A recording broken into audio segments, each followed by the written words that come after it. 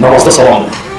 Ümumiyyətlə, namazda, yəni qıldığımız namazlarda sünnə əməllər çoxdur. Hansı ki, görürsən ki, müsəlmanlar sadəcə o namazın tərimi ki, kağız var, onu əzbərləyib neçə illərdə eyni şeydir. Amma görürsən ki, nə qədər sünnə əməllər var ki, hansı ki, onları oxumuruq, yaxud da öyrənmirik. Məsəl üçün, namazın açılış duası var, Subhanallah duasını.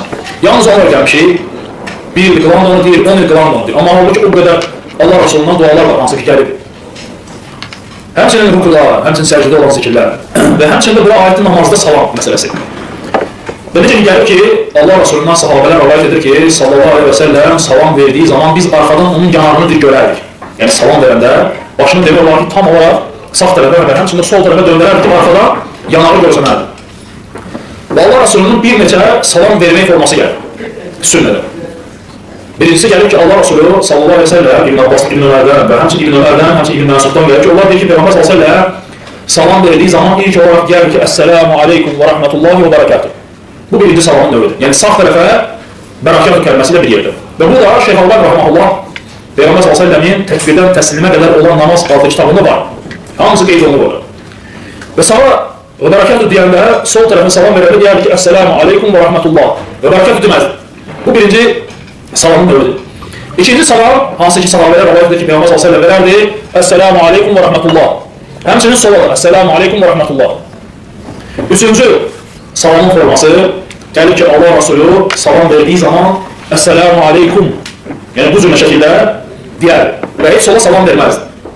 Və alimlər də deyirlər ki, bu dəlildir ki, bu hədisdə salam vermək namazın rükunlarındandır, yəni vacibətlərindəndir.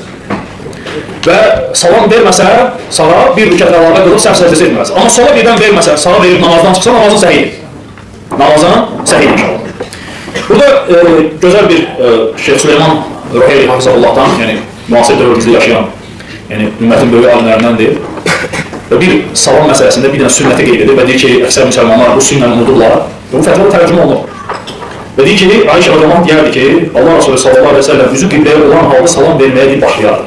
Və deyir ki, şeyh deyir ki, birinci olaraq salama başlayanda qibləyə istiqamətdən devam edir, təşəhhüd oxumadım. Ondan sonra deyərdi ki, Əssəlamu aleykum. Ondan sonra başı çöndərərdi sağa və rəhmətullahi və bərəkatuhu. Həmçinin sonra da Əssəlamu aleykum və rəhmətullahi və bərəkatuhu. Və həmçində bu da sünnədə gəlib. Necə ki, bunu Süleyman Ruheyli qeyd edir və Ayşə Rəzəmandan gəlir ki, Peyğəmbər sallallahu əleyhi və səlləm, yəni üzü qibləyə olan halda salama verməyə başlayardı. Qiblədən başlayar, sonra isə başını nə edərdi? Qiblədən sağa və yaxud da sola döndürərdi. Bu da Allah Rasulü sallallahu aleyhi ve sellemin unudulmuş sünnələrdir ki, çalışın namazlarda bunları yerinə getirin.